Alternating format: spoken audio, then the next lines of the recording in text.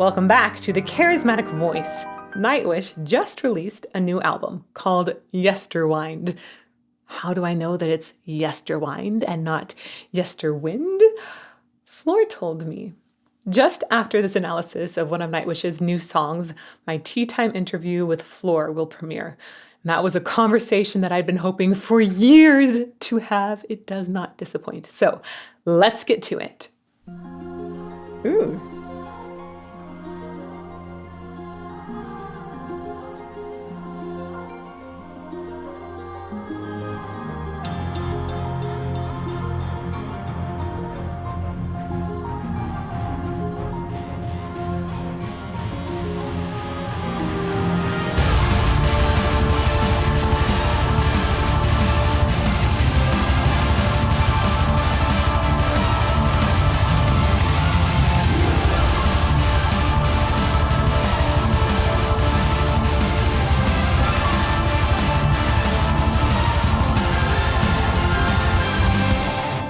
Ooh. Okay, sorry to cut you off, Floor, but we're going to talk about this instrumental intro first. There are lots of Miyazaki vibes going on in here. If you don't know who Miyazaki is, make sure you watch some of those films, some of the most beautiful animated films ever. And coming from Japan, just so gorgeous. They have so much magic in them. The orchestration always has this just a fantastic element. And I love the use of these almost light, sometimes childish voices in the background. That reminds me particularly of Miyazaki. But I have to just say, the complexity here of the orchestration is extraordinary. It's light and delicate, yet extremely intricate. There's so many different layers. Thomas is brilliant when it comes to orchestration. His work is one of the reasons that I love metal, right? It was my entry drug into metal, Ghost Love score, really. And that's because of this combination of fantastic orchestration, which I love from opera, but then when we brought in all of those elements of the amplified sound from metal, it opened my mind to this understanding of how much bigger still and complex sound could be. Beautiful. Back to the beginning, I'm going to point out some of these complex elements so we get to really languish in them. There's that very sweet, innocent voice, of course, with harp, I think.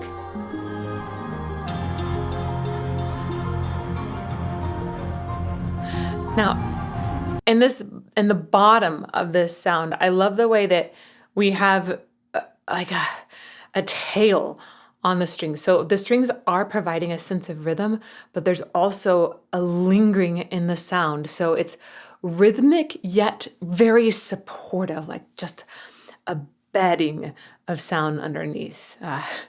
It would be like jumping into a bunch of leaves in a pile, right? It's fall. So let's talk about leaves in a pile. I feel like we're jumping into all these leaves. Like, there's lots of crunching, lots of different textures, but underneath those leaves, there's a memory foam pad so that you don't run into any rocks. So beautiful, beautiful textures and details, yet with very comforting substance underneath.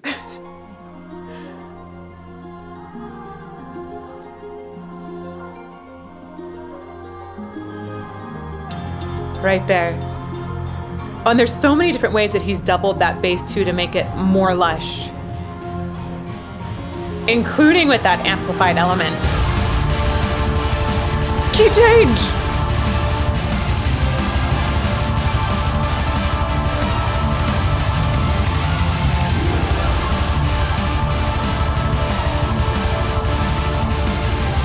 Wow.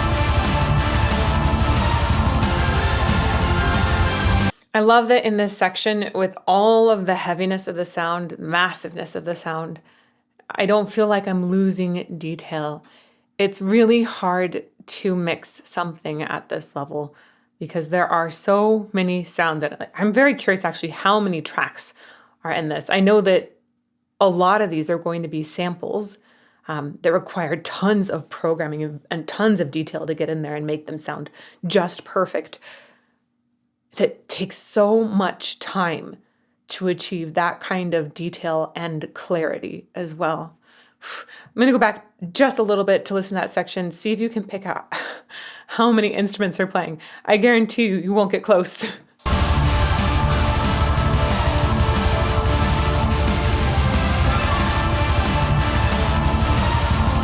Wow.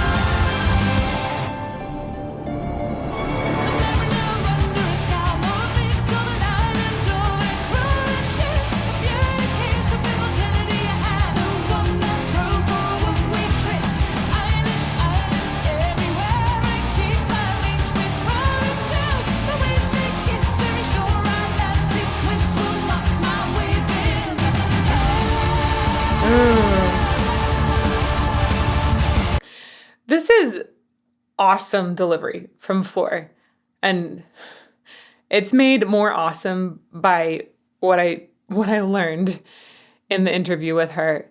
She recorded this 6 weeks postpartum, 6 weeks after giving birth.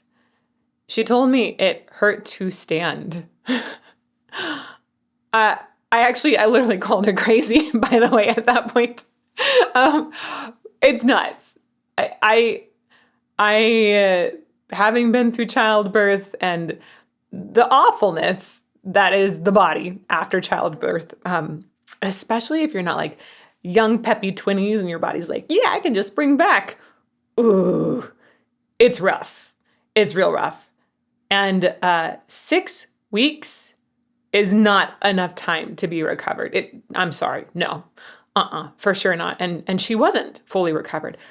But we talked about how her voice was still there for her, and the agility that I hear here, and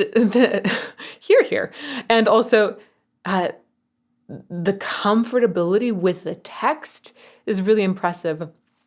There's some reasons I think she was able to achieve that as well, which we'll talk about later. But just like, let's listen to this. It starts around here. Let's listen to this opening phrase from Floor again, and keep in mind that woman is hurting to stand after giving birth 6 weeks earlier.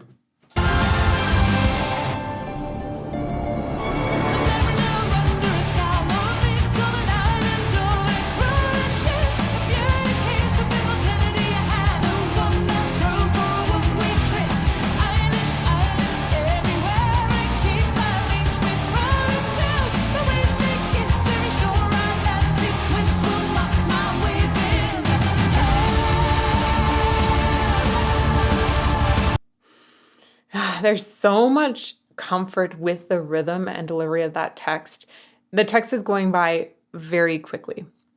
Floor told me that she already was working on these songs and had planned to record them before giving birth, but things occurred making it so she couldn't record before then. In this case, the comfort with the text, I think, partly comes from having learned it earlier. When you have text flying by like that, especially, it's not just lots of text, it's also complicated pitches that are shifting here and there, and she makes it sound so easy. It's important to have some time to sink in. Yes, I know that Floor learned the set list when she was filling in for Nightwish in 48 hours. That's... When you have these 9.5-minute songs with lyrics that go by this quickly, it's much better if you can have some time to let it sink in. The rhythm of that is so finely honed. And with all of these words, there are going to be consonant clusters in there. So the timing of the consonants so that they can open up into a vowel on the beat is extremely important to help maintain that rhythmic integrity. I'll talk a little bit more about that as we go on and how she's placing her consonants so that it brings an extra support of rhythm for the whole band.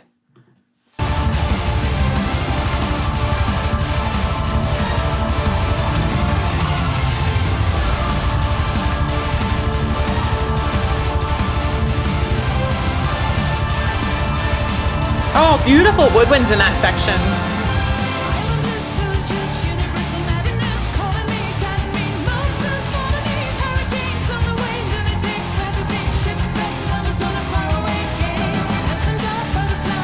Wow, that was some good breath control. Wow, impressive breath control. back to the whole birthing thing and how it messes up your body. Okay. The baby gets really big, right? Yeah, we know this. Belly bulges out. That crowds a bunch of organs and your breathing in particular. Later on in pregnancy, it is very difficult to get a low breath because there's no room for the diaphragm to expand downwards. So that means it's very difficult to fill your lungs up and have enough breath. It's not like your body just is like, oh, everything's back in place after the baby's out. It takes time for everything to get back in place. That's just talking about lung capacity. Let's add to it pelvic floor muscles, which sometimes get ripped. Okay? Sorry if this is a little bit graphic for y'all, but I want you to just comprehend how impressive this is. The bottom muscles for support in your singing system are your pelvic floor muscles. And that is, yes, indeed, what you shove a baby out with. Yay! And those muscles are often, if they're not torn, they're at least stretched or displaced in some way. They're not in great condition. Those are some of the things that are working hard to heal after giving birth. And if it's hurting to stand, chances are those muscles are really out of it. So imagining the breath control she has here while knowing that her body is still recovering, that's amazing to me. I think not only does it mean that she's built in so many years of just muscle memory that even the later months of pregnancy and giving birth couldn't erase that. But it was just, it's also about the efficiency in the vocal folds. It's not just about how much air you can take, but it's about how you use that air. And her vocal folds just sound like they've come together, like no time was lost. It's brilliant. Let's go back here one more time.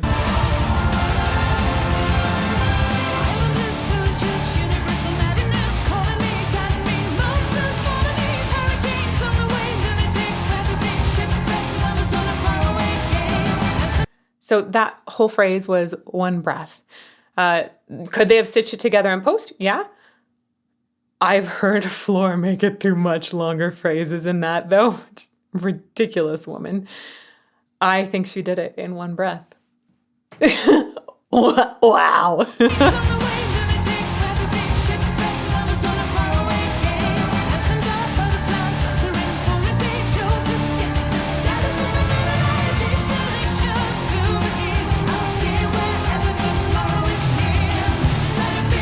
Gosh, to all those people out there that are trying to cover this song already, you're trying to learn it and sing it.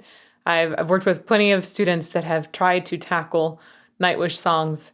And they're hard. The breath control is hard. Getting the words timed is hard. The shifts in key, those are hard. Getting the pitches right nailed on with clarity, that's hard. She makes it seem so easy. Dang. Okay, let's keep going.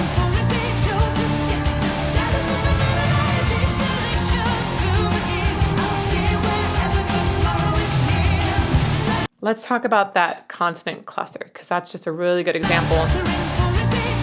Actually, right there is another one.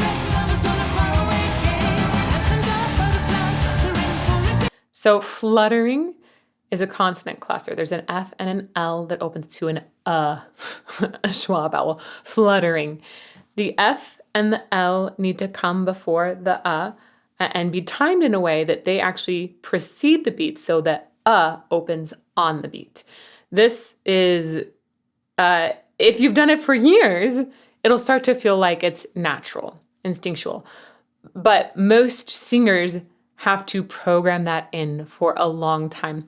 People will often say that singers are behind the beat, not because they aren't starting on the beat, but because they didn't start their consonants before the beat so that the vowels landed on the beat. It's difficult. Fluttering, there's another one that comes up here, another consonant cluster.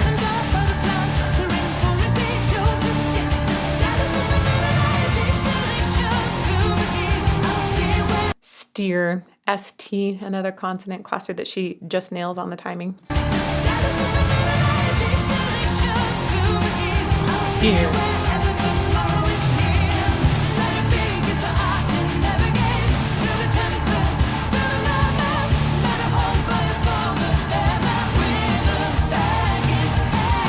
I love the rhythm there.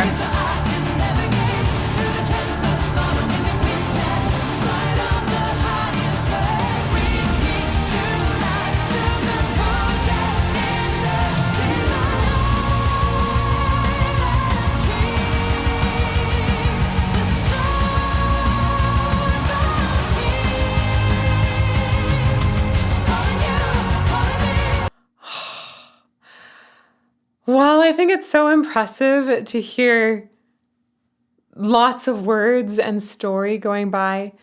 And it definitely helps bring a scene to life. The moments that I feel like I really live for with Nightwish are when Floor's voice is just allowed to soar without having many words, just hang out on a glorious, glorious note. just be there. It's so pretty. I loved that expansion right here. Ah.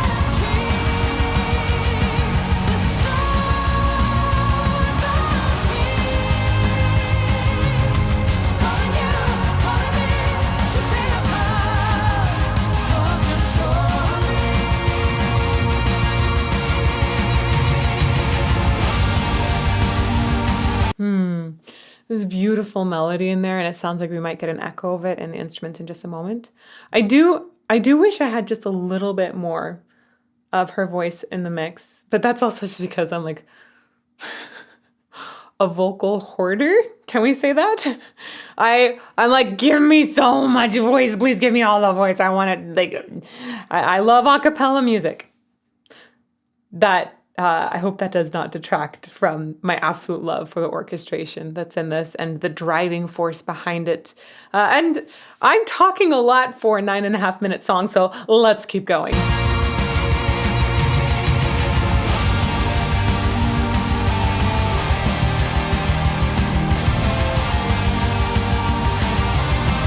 Yeah, building off of that theme.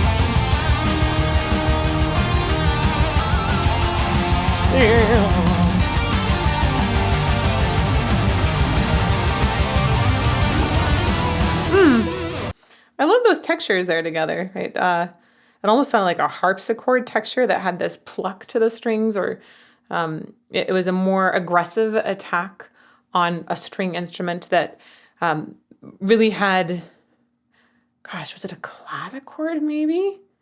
Instead of a harpsichord, maybe it's a clavichord. But it had a certain like prickliness to it that made it stand out within this whole texture of so many different sounds. Right there.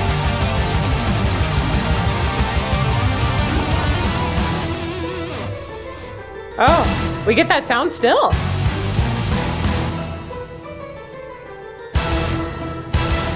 Oh.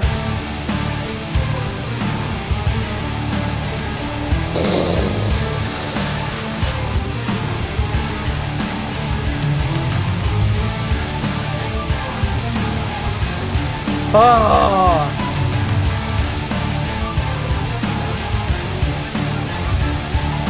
Nice.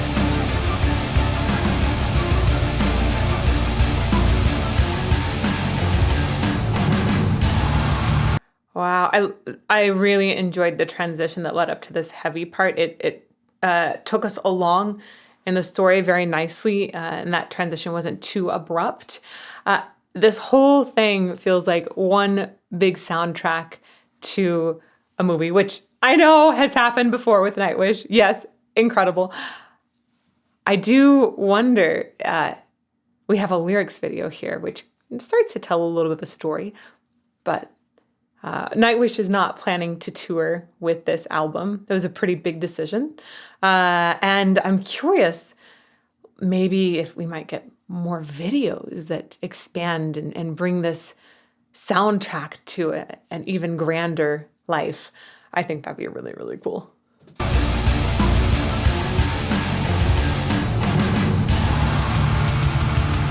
Ooh.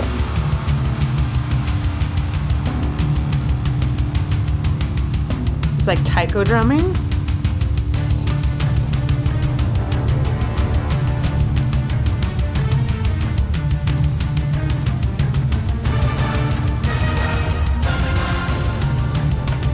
Y'all, this is a kind of thing that should be analyzed by somebody who specializes in film scoring. I know there are a few channels out there. I'm trying to remember, was his specialized? Geez. I think he's a film scorer. I know I've seen some of his videos and liked them. There's some other analyzers out there who could talk about the film scoring elements of this really well. I have studied film scoring and I've studied video game scoring, so I can pick out some things for you. But I really think this is at a very, very high level. I say that partly because I think that Tuomas is really good at programming samples. I think he started doing that so much earlier than a lot of other people too. Samples are, how to explain samples. I actually have essentially a sample library out there of my voice. Samples are when you get different pitches that are recorded by different instruments, and you essentially could play a keyboard and have a violin sound come out. So sample libraries tend to have a bunch of different ways that pitch might be played by that instrument, and sometimes they'll also include a whole bunch of other instruments, like an entire orchestra, like Hollywood Strings is a rather famous sample library. Tuomas started using samples in his composition, I think, fairly early. He really adopted them, learned how to program them, which is learning how to use the samples in a way that makes them feel really alive and authentic. There might be lots of live instruments on this too, I'm not sure. But I know that he is able to use that in a way that is akin to film scores, who tend to use a lot more samples as well. It's really important for musicians today to understand how to program samples like this. But it is grueling to learn. Grueling. It takes so much time.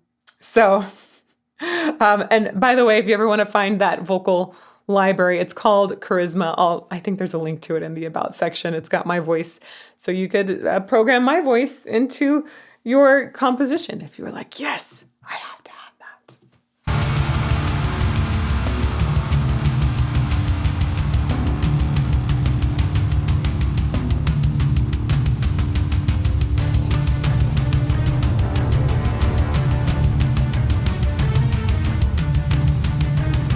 I love the drums in there.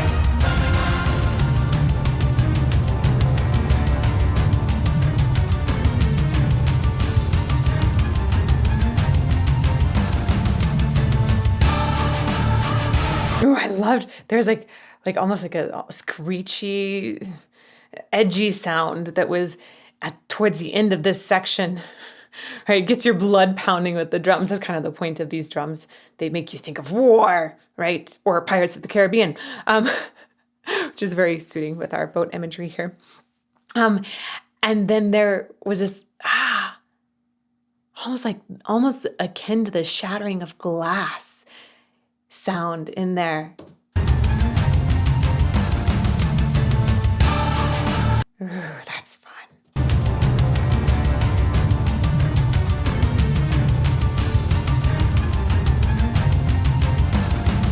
It's like slightly detuned at one point. That's awesome.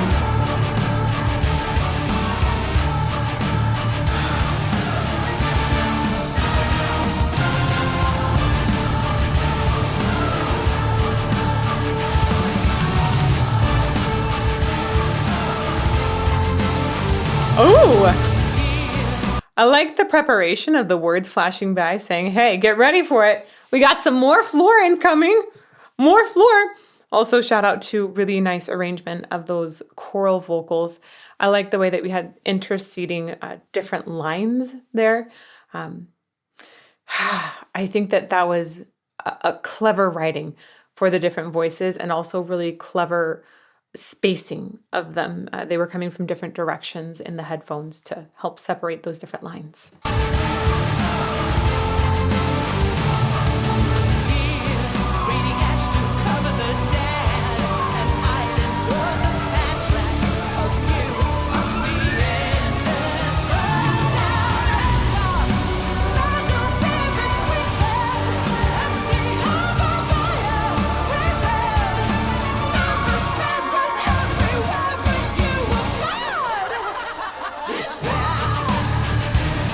Whoa.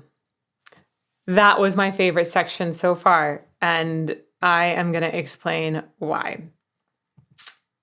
There we go.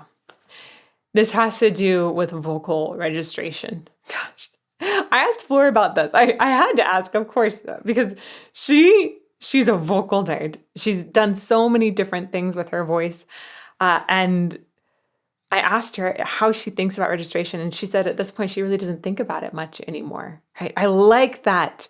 She's gotten to a point where the technique is so much more automatic for her, which is the way that's where you want to get to.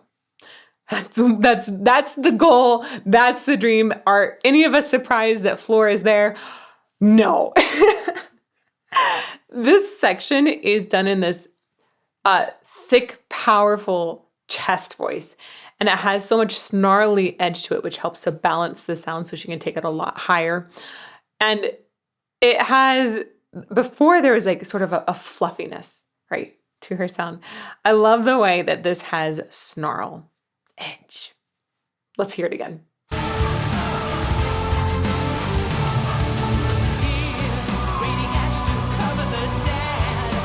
Island. Ew. And she takes that chest up to basically end up, it's like hollering, slightly yelling, tossing off hemlock there. She took it up in such a brilliant way that it was so effective when she tossed out hemlock there. Hemlock. And kept it there. Wow. And then belted up.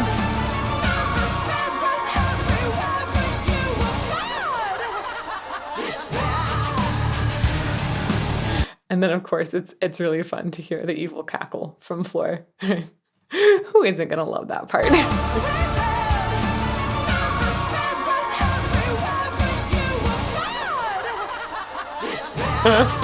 I love that we have laughs like circling in both ears. It's like you're going insane while hearing her mad laughter. Ooh, there was a nice boom in there.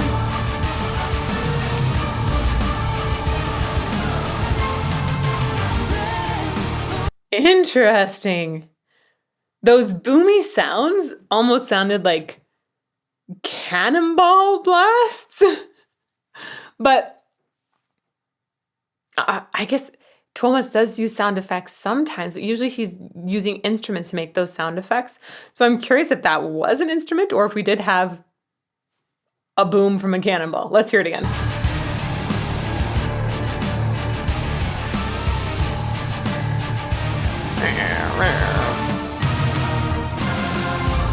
Right there, boom. Boom.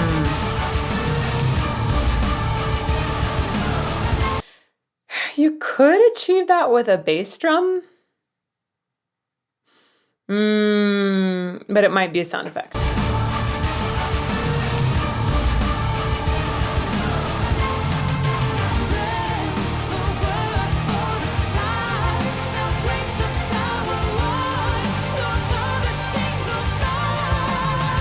Ooh, clever lyrics.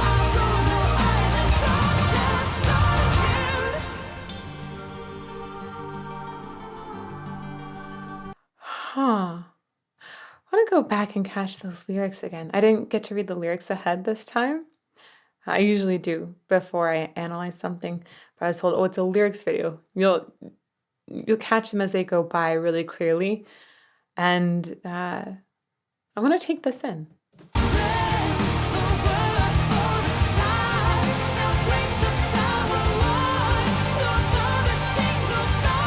Lord of the Flies reference is awesome.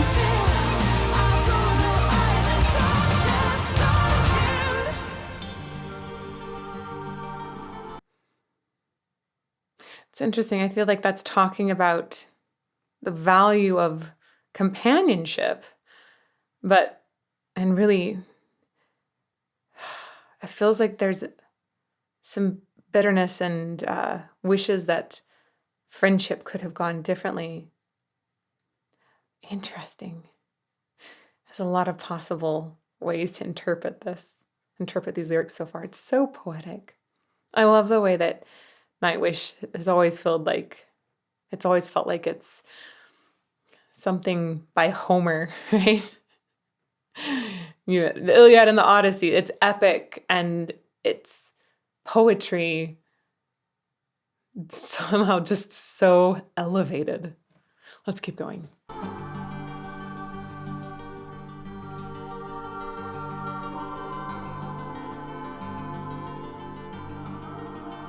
Aww.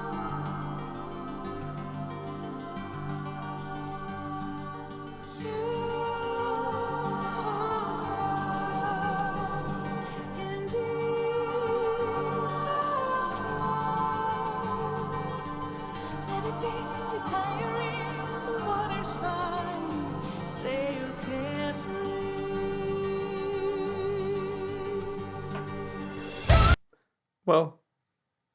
What did I just stop? I have regrets. But we're still going to go back and talk about this super delicate section. This is one of the things that is so admirable about Floor's voice. She has so many beautiful moments, and I think she's really earned what many of us describe as floorgasms, meaning the incredible feeling that warms your entire body when you hear the gloriousness of Floor's voice. I think that she moves people, and it's beautiful. This is one of those moments where you just get to appreciate the clarity. There's a lightness in the voice, yet it sounds grounded. There's freedom in her voice, right? By the way, this is definitely in head voice, right? That section before that had that, it was lower. Chest voice is a lower register, though they can cross over in pitches. Head voice, you can sing lower, and chest voice, you can sing higher, but generally lower register and higher register. This section is in head voice. It's on thinner vocal folds to create a more delicate sound. And it's just so perfectly, the timbre of it is perfectly chosen. Okay, right here. Oh, it's also, is this the most replayed section? Sorry, let's check this out. I love this. Yep, most replayed.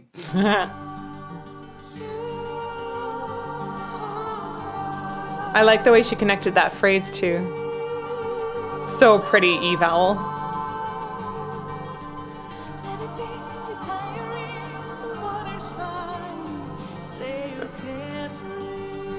And I love the way she slides down. It's like a little portamento, is what we call it in classical music. Portamento happens a lot in Puccini, which she sings a beautiful O mio babbino caro. If you haven't heard it, highly, highly recommend.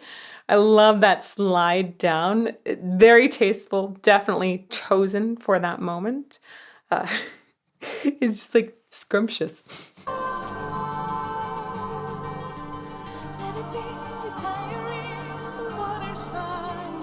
Fine. Even with the in placement is beautiful.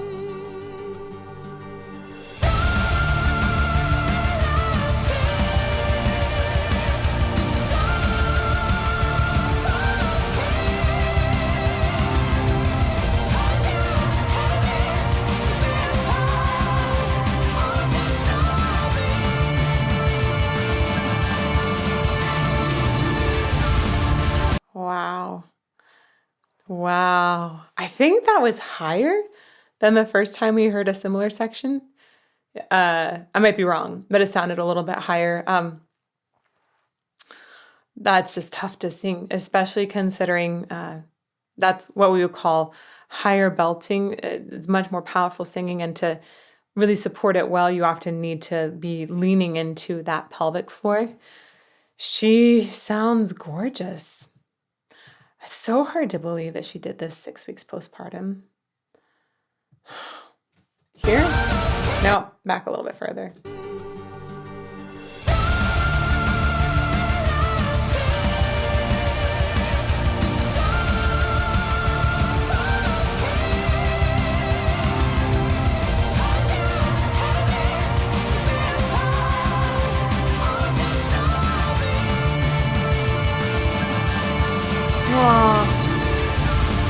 It feels like this song is about human connections and the incredible value that even just short connections can have, the impact that one lovely moment of speaking with somebody can have on an entire life. It's important to always be kind and treat people with respect, because you never know how a single moment could turn an entire life.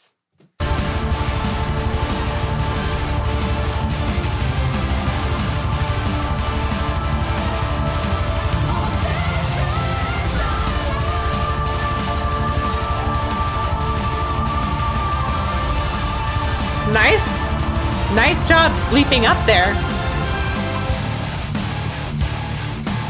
Whoa. These butterflies look like they're getting tattered.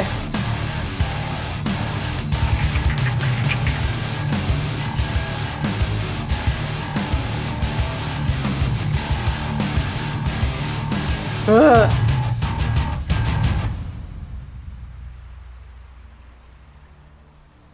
Hey, seashore.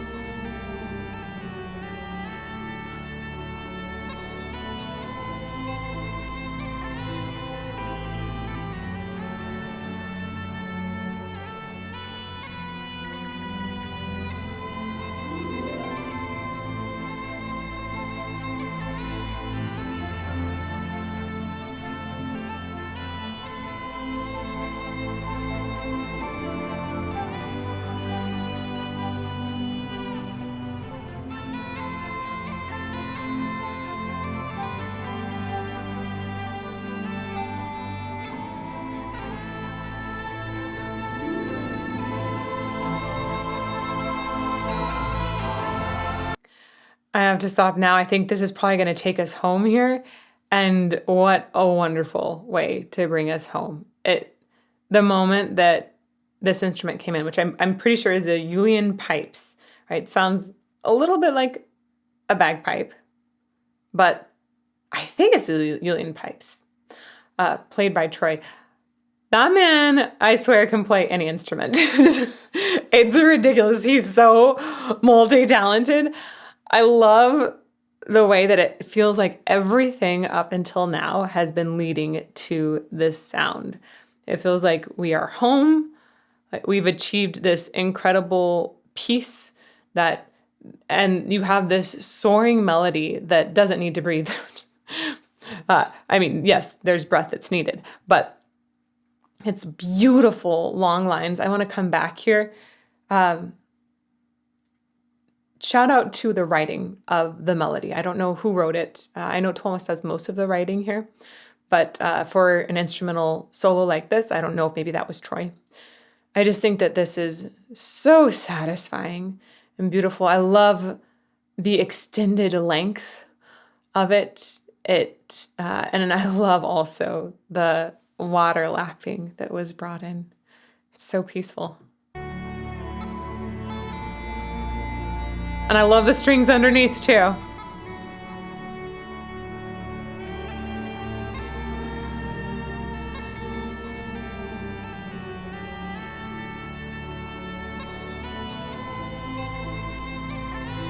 Right, really long, gorgeous lines.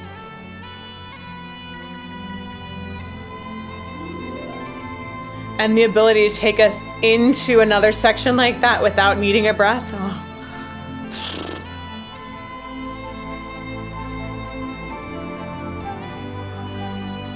And good choice with that flute in the background as well. It's very light and uplifting.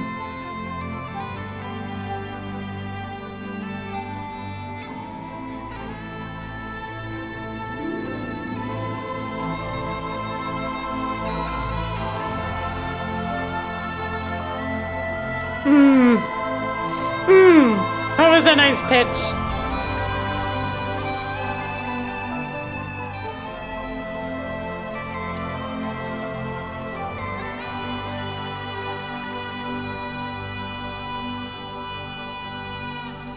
Oh, I love the slide on that pitch too.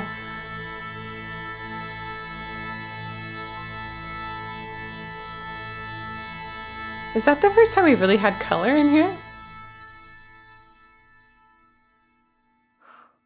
I feel like I have just been in a movie in my head rather than listening to an album. Right? It had so many vivid imagery, just created by sound. So beautiful. So fantastic and magical. Oh, I love that. I love that about Nightwish. I can't wait to hear the rest of this album, which, by the way, released September 20th. So when this video releases, whole album should be out. I hope you will stay tuned and check out the next premiere on this channel, which will be that tea time interview with Floor. She is wonderful. She is strong. She's so smart and deliberate. And she has such a beautiful heart. So I hope that we get to share that with you soon. And if you want some more Nightwish analysis after that Floor interview, I will put this all in a playlist over here. May you fall more in love with music every day.